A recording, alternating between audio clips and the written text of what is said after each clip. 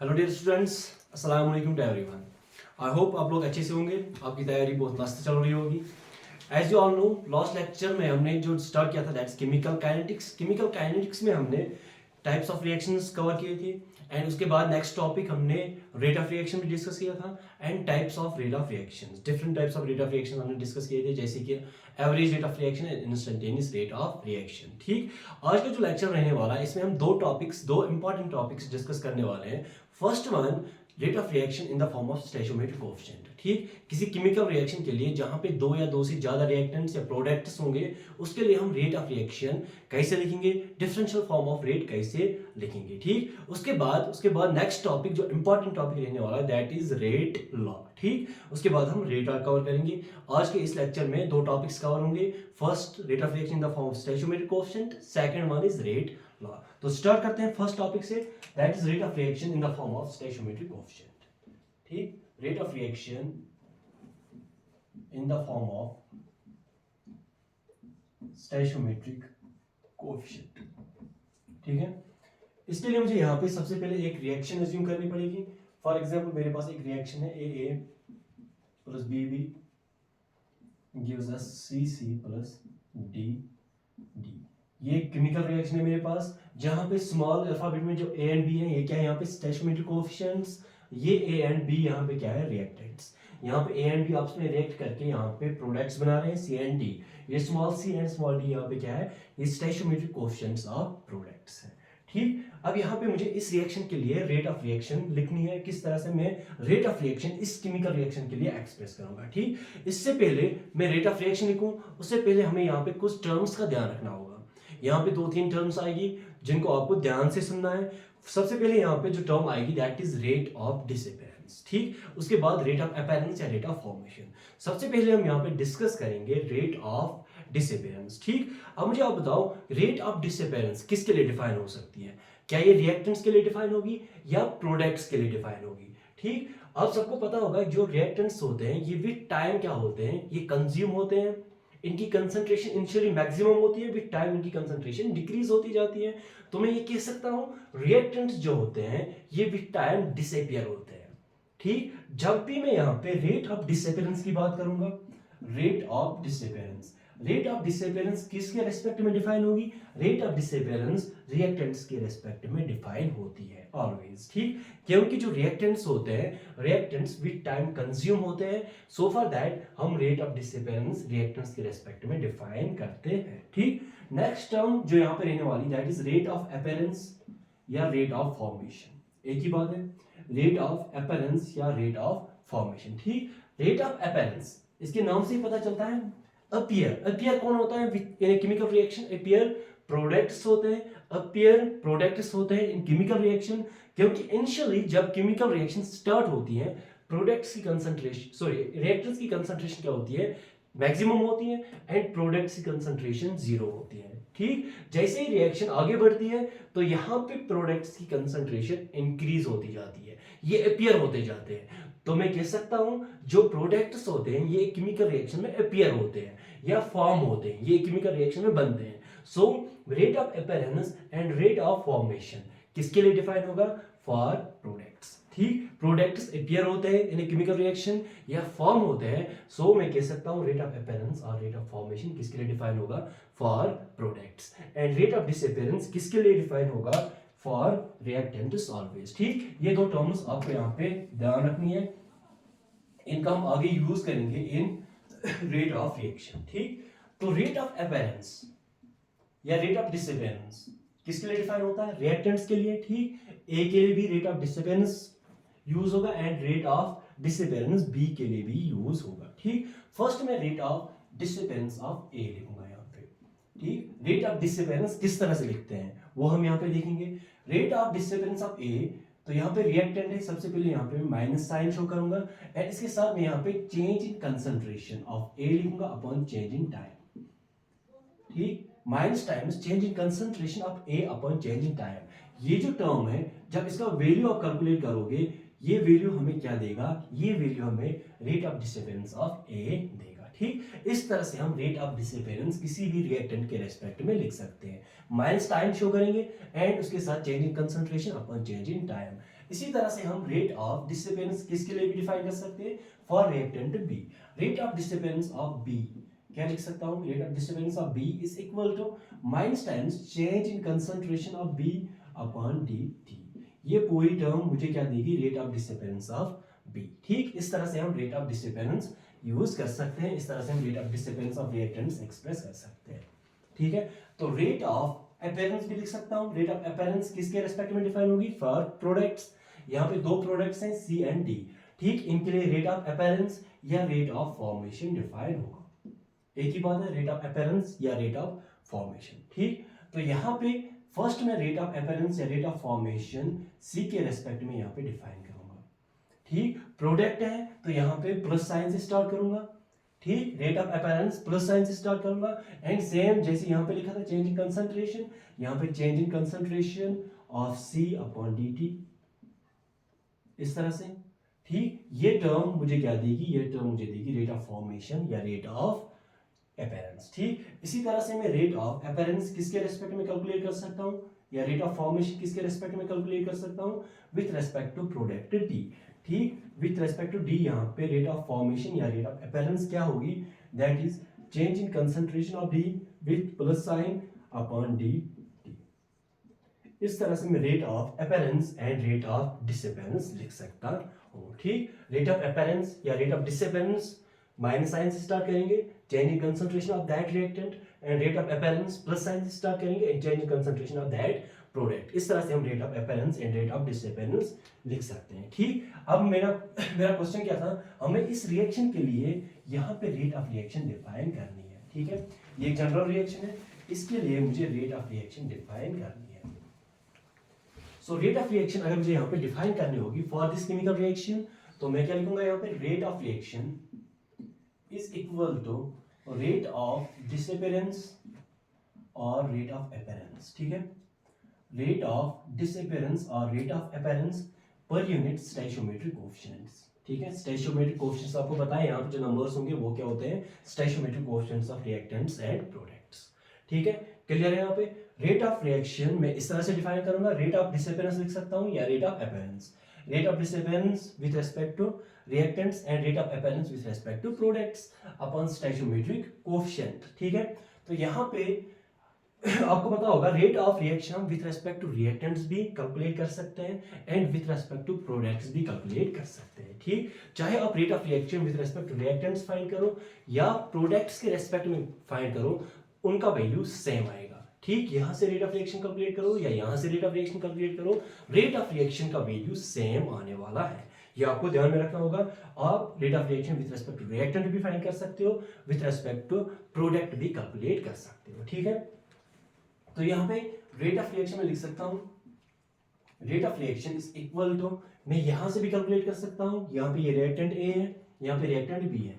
सबसे पहले मैं विथ रेस्पेक्ट टू ए यहाँ पे रेट ऑफ रिएक्शन को डिफाइन करूंगा। ठीक है, तो मुझे यहाँ पे रेट ऑफ डिसअपियरेंस यूज करना पड़ेगा। किसका rate of disappearance, rate of disappearance of A. अगर मैं ए के रेस्पेक्ट में कैलकुलेट कर रहा हूं तो rate of disappearance of A upon stoichiometric coefficient of A.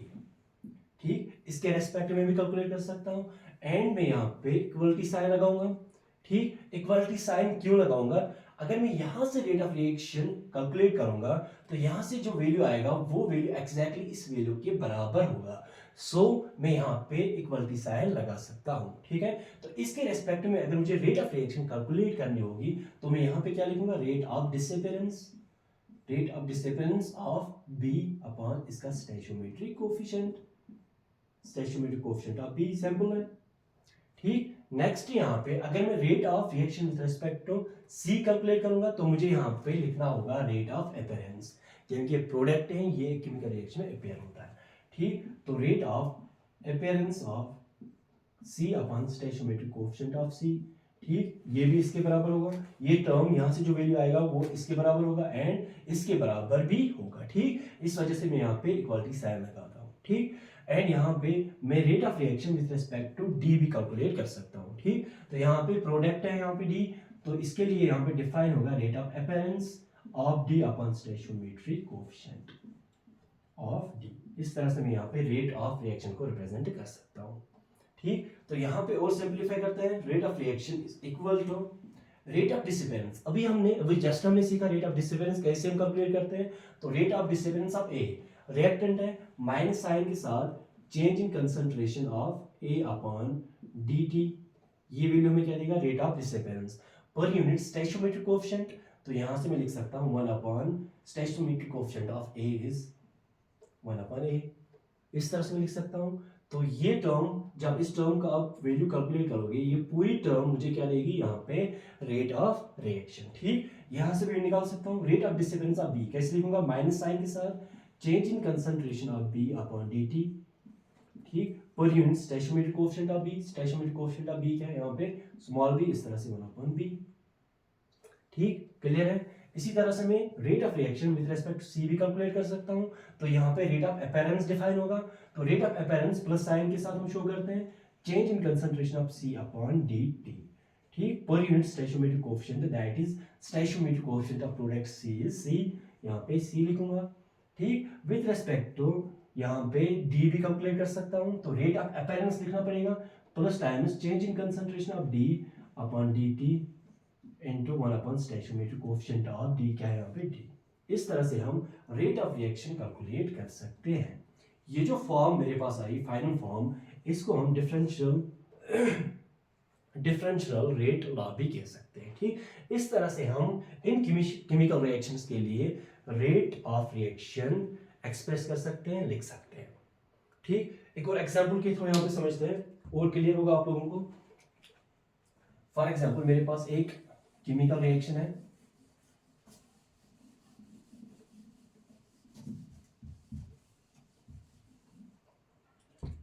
For example मेरे पास एक केमिकल रिएक्शन है N2, पहले इस तरह से लेते हैं यहाँ पे, for example 2p plus 4q gives us 5r। एक केमिकल रिएक्शन है, इसके लिए मुझे रेट ऑफ रिएक्शन लिखना है, लिख सकते हो, इजी है।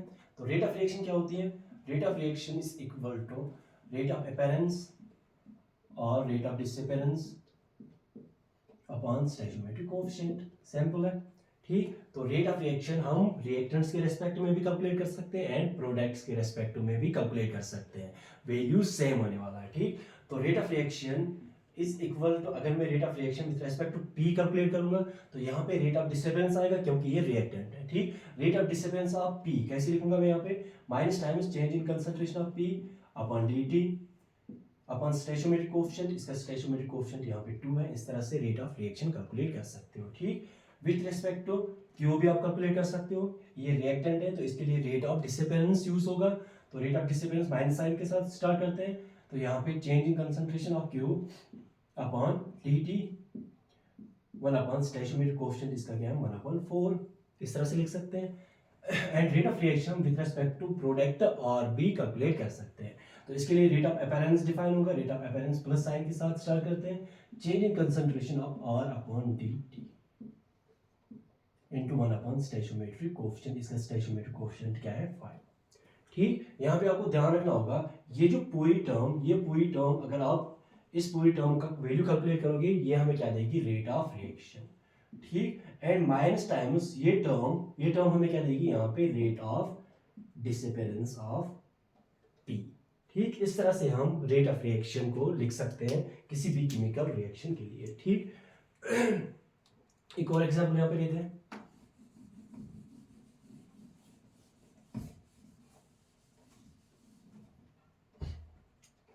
फॉर एग्जांपल मेरे पास एक प्रोसेस है N2 plus H2 gives us NH3, ammonia hybrid process है। ठीक, ये रिएक्शन, इसके लिए रेट ऑफ रिएक्शन लिखना है, सिंपल। रेट ऑफ रिएक्शन क्या होगा, rate of reaction is equal to rate of disappearance of nitrogen, कैसे लिखूंगा, rate of disappearance minus times change in concentration of N2 upon dt। ठीक, is equal to, यहाँ पे स्टोइचियोमेट्रिक coefficient 1 था तो यहाँ पे नहीं लिखेंगे, 1 को यहाँ पे नहीं लिखेंगे। ठीक, तो यहाँ पे with respect to hydrogen H2 rate of disappearance define होगा, minus times change in concentration of H2 upon dt into 1 upon 3 per unit stoichiometric coefficient. 3 इसका क्या है, stoichiometric coefficient is equal to, यहाँ पे ये अमोनिया प्रोडक्ट है तो plus sign के साथ स्टार्ट करेंगे, plus times change in concentration of NH3 upon dt।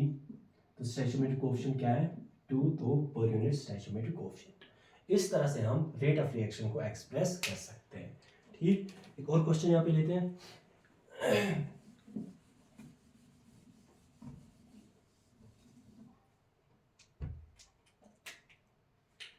एक और क्वेश्चन यहाँ पे लेते हैं। For example at 27 degree Celsius in a reaction A plus B, यहाँ रिएक्शन यहाँ पे लिखता हूँ A गैसियस फॉर्म में प्लस B गैसियस फॉर्म में gives us C in gaseous form। ठीक, तो यहाँ पे गिवन क्या है, the pressure of A changes from 700 mm of Hg, unit of pressure होता है। ठीक, 700 mm of Hg to 500 mm of Hg in, for example, in 250 seconds। Find rate of reaction। Rate of reaction आपको calculate करना है। ठीक, अगर आप ध्यान से देखोगे यहाँ पे क्वेश्चन को, यहाँ पे जो इंफॉर्मेशन गिवन है वो इन द फॉर्म ऑफ प्रेशर यहाँ पे गिवन है, एंड यहाँ पे रिएक्शन भी गैसियस फॉर्म में गिवन है। तो अगर रिएक्शन गैसियस फॉर्म में गिवन है तो उसके लिए हम रेट ऑफ रिएक्शन किस तरह से लिखते हैं, तो यहाँ पे देखेंगे। तो रेट ऑफ रिएक्शन अगर मुझे इस रिएक्शन के लिए लिखना होगा तो rate of reaction is equal to, जैसे हम वहां पे हमने लिखा था चेंज इन कंसंट्रेशन, तो यहाँ पे गैसियस फेज रिएक्शन के लिए हम क्या लिखेंगे, चेंज इन प्रेशर। सिंपल है। तो रेट ऑफ रिएक्शन क्या आएगा यहाँ पे, change in pressure of A upon dt, और इन स्टोइचियोमेट्रिक कोएफिशिएंट यहाँ पे है ही नहीं, इस तरह से हम लिखेंगे rate of reaction is equal to change in pressure of B upon dt। इस तरह से ये rate of reaction with respect to B आएगा, is equal to change in pressure of C upon dt। इस तरह से हम डिफरेंशियल फॉर्म ऑफ रेट यहाँ पे लिख सकते हैं फॉर गैसियस फेज रिएक्शन। जहाँ पे मैंने कंसंट्रेशन लिखा था वहाँ पे चेंज इन प्रेशर करना है, बस सिंपल यही काम करना है। अब मुझे यहाँ पे गिवन है A के रेस्पेक्ट में, यहाँ पे the pressure of A changes from 700 mm of Hg to 500 mm of Hg। यहाँ पे initial pressure and final pressure हमें गिवन है। इनिशियल प्रेशर कितना है यहाँ पे, इनिशियल प्रेशर यहाँ पे फर्स्ट यहाँ पे 700 mm ऑफ Hg था, एंड फाइनल प्रेशर यहाँ पे जो गिवन है that is 500 mm of Hg।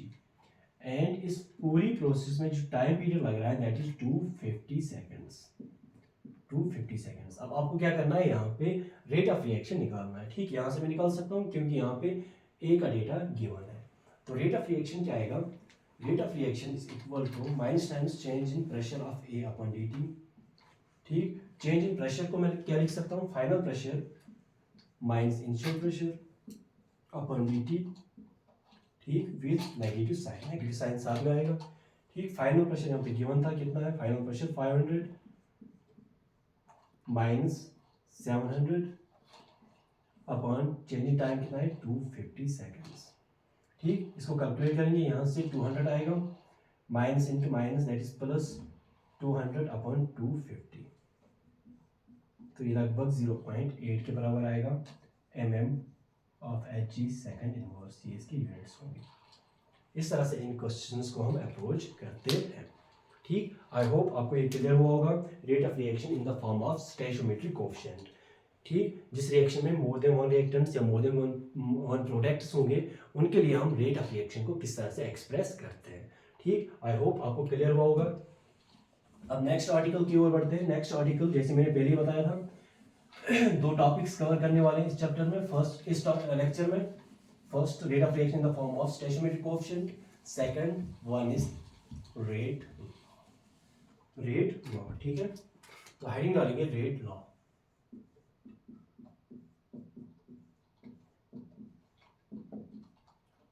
ठीक, अब यहाँ पे पॉइंट आता है कि रेट लॉ के हेल्प से हम क्या कर सकते हैं। ठीक, रेट लॉ के हेल्प से हम rate of reaction, instantaneous rate of reaction calculate कर सकते हैं। रेट लॉ हमें ये बताएगा कि अगर हम कंसंट्रेशन ऑफ रिएक्टेंट्स को इंक्रीज करेंगे या डिक्रीज करेंगे, ठीक, मतलब अगर हम कंसंट्रेशन ऑफ रिएक्टेंट्स को चेंज करेंगे तो रेट ऑफ रिएक्शन पे क्या इफेक्ट आएगा, क्या रेट ऑफ रिएक्शन इंक्रीज होगा या डिक्रीज होगा। ठीक, तो हम ये देखने वाले हैं कि अगर हम कंसंट्रेशन ऑफ रिएक्टेंट्स को वेरी करेंगे, इंक्रीज करेंगे या डिक्रीज करेंगे तो रेट ऑफ रिएक्शन पे क्या इफेक्ट आएगा, वो हमें कहां से पता चलेगा, रेट लॉ के थ्रू। ठीक है, तो फर्स्ट ये पॉइंट यहाँ पे नोट करते हैं कि रेट लॉ हमें क्या बताता है, इट एक्सप्लेन्स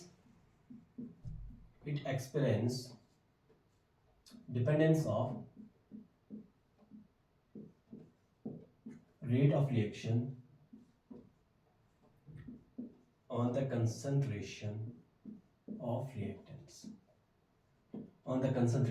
reactants, ये हमें ये बताएगा कि कंसंट्रेशन ऑफ रिएक्टेंट्स पे किस तरह से रेट ऑफ रिएक्शन डिपेंडेबल होता है।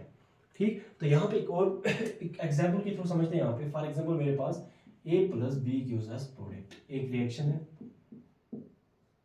A plus U gives us product. एक लैब में रिएक्शन हो रही है, एक कंटेनर में रिएक्शन हो रही है। ठीक, तो मैं इसको यहाँ पे मॉनिटर कर रहा हूँ।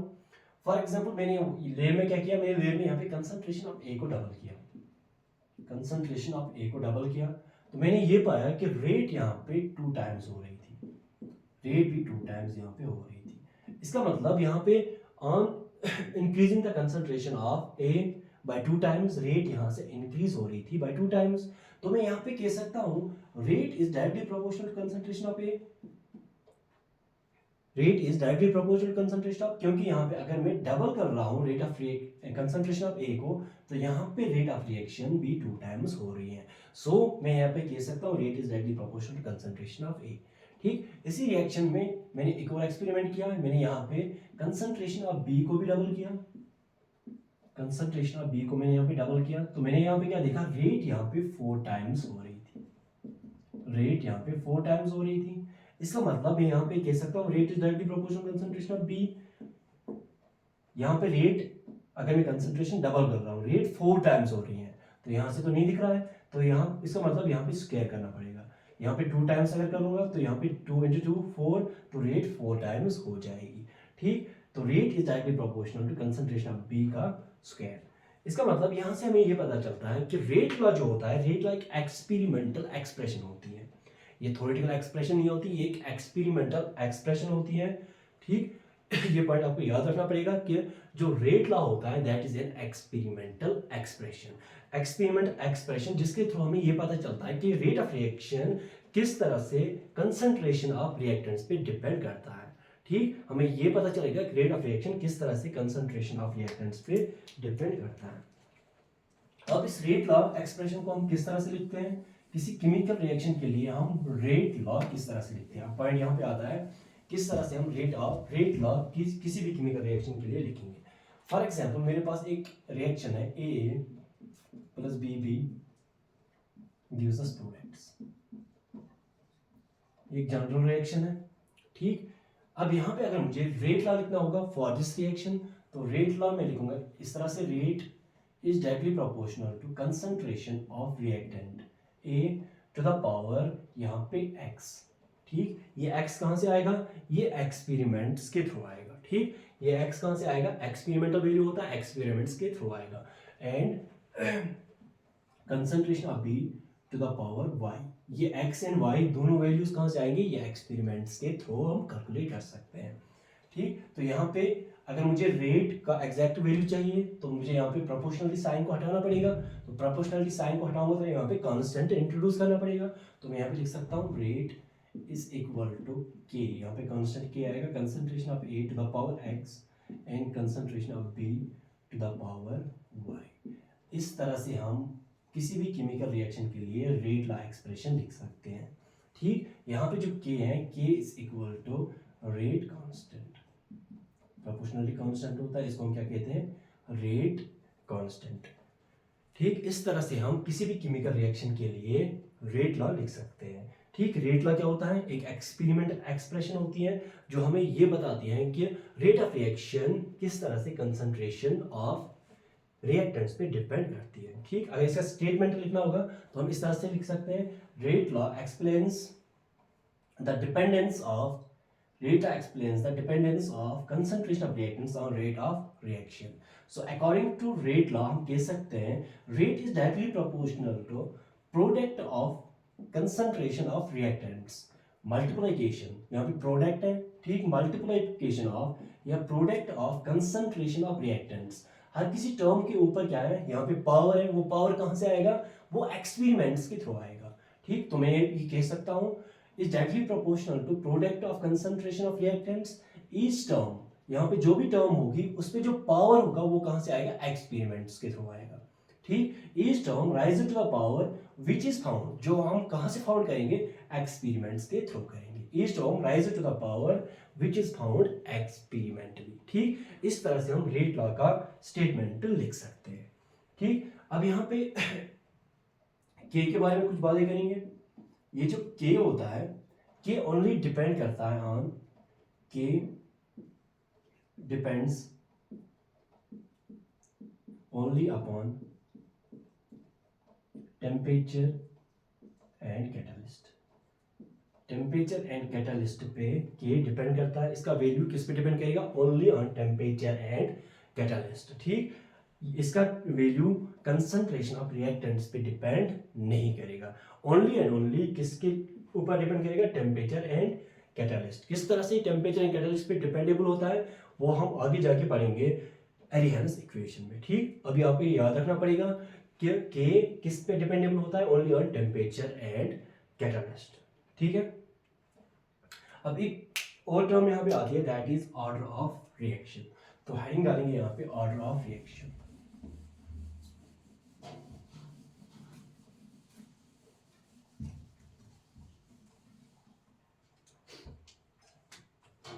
Next article,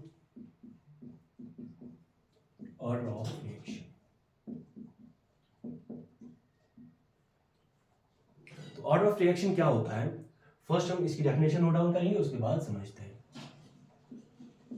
order of reaction क्या होता है, the sum of powers of concentration terms in rate law expression। Rate law expression में जो पावर्स होते हैं रिएक्टेंट्स के, उनको जब हम सम करेंगे, ठीक, वहां पे जो हमें वैल्यू मिलेगा उसी को हम क्या कहेंगे, order of reaction.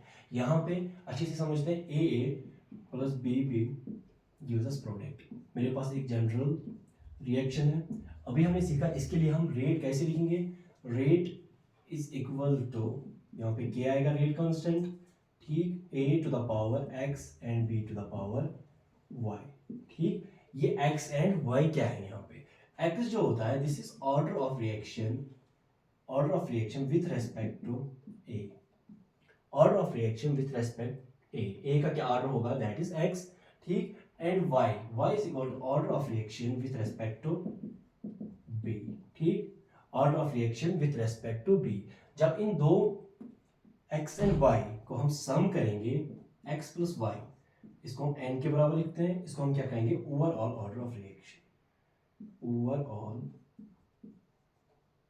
Order of reaction, या जनरली ऑर्डर ऑफ रिएक्शन भी बोल सकते हैं, ठीक है। x प्लस वाई क्या होता है, ऑर्डर ऑफ रिएक्शन या ओवरऑल ऑर्डर ऑफ रिएक्शन। यहाँ पे x क्या होगा, x is order of reaction with respect a and y क्या है, order of reaction with respect to b। Simply order of reaction क्या होता है, द सम ऑफ पावर्स, जो पावर्स होते हैं कंसंट्रेशन टर्म्स के इन रेट लॉ एक्सप्रेशन, ये रेट लॉ एक्सप्रेशन है, इनको जब हम सम करेंगे इसी को हम क्या कहते हैं, ऑर्डर ऑफ रिएक्शन या ओवरऑल ऑर्डर ऑफ रिएक्शन। यहाँ पे एक पॉइंट आपको याद रखना पड़ेगा, ऑर्डर ऑफ रिएक्शन, इसका वैल्यू जो n होता है, इसका वैल्यू पॉजिटिव भी हो सकता है, नेगेटिव भी हो सकता है, फ्रैक्शनल भी हो सकता है,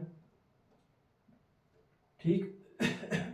पॉजिटिव वैल्यू भी हो सकता है, नेगेटिव वैल्यू भी हो सकता है एंड फ्रैक्शनल वैल्यू भी हो सकता है ऑर्डर ऑफ रिएक्शन का, ठीक। क्लियर है, ये पॉइंट आपको ध्यान रखना होगा। तो नेक्स्ट पॉइंट यहाँ पे हम डिस्कस करते हैं, ऑर्डर ऑफ रिएक्शन के बाद जो हमें यहाँ पे डिस्कस करना है,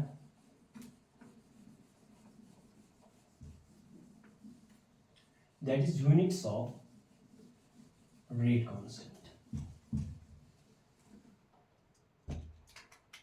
ठीक, यूनिट्स ऑफ रेट कांस्टेंट,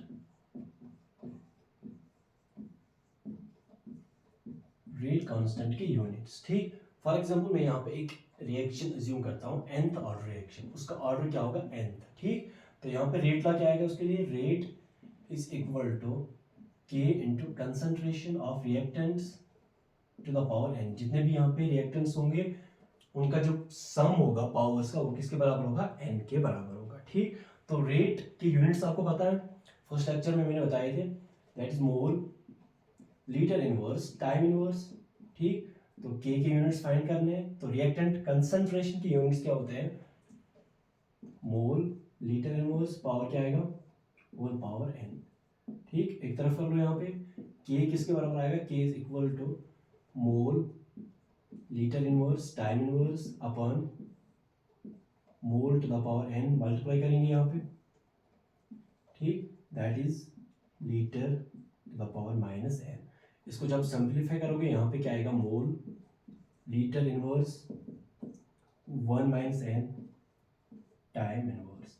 ये यूनिट, जनरल यूनिट आपको याद रखना होगा फॉर रेट कांस्टेंट। ठीक, अगर गैसियस फेज रिएक्शन है उसके लिए जो यूनिट्स आएंगे that is mole, litre inverse के बदले यहाँ पे एटमॉस्फेयर आएगा, atmosphere 1 minus n, time inverse. ठीक, atmosphere 1 minus n, time inverse. ये यूनिट्स होते हैं रेट कांस्टेंट के। ठीक, तो आज के लेक्चर में हमने डिस्कस क्या किया, फर्स्ट हमने rate of reaction in terms of stoichiometric coefficient, उसके बाद रेट लॉ। ठीक, नेक्स्ट लेक्चर में हम इस पे क्वेश्चंस करने वाले हैं and integrated rate law discuss करेंगे। थैंक यू, तो मिलते हैं नेक्स्ट लेक्चर में। अल्लाह हाफिज़।